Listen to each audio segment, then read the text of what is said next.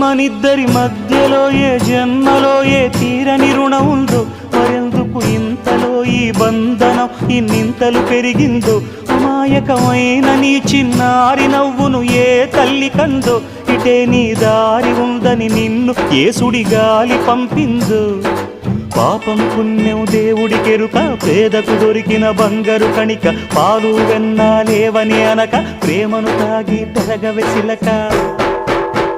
వలేసే పాడు లోకం కంటపడక ఉండు నాయనక, ఇలా నా గుండెలోనే గువ్వల కొలు ఉండిపోయింక.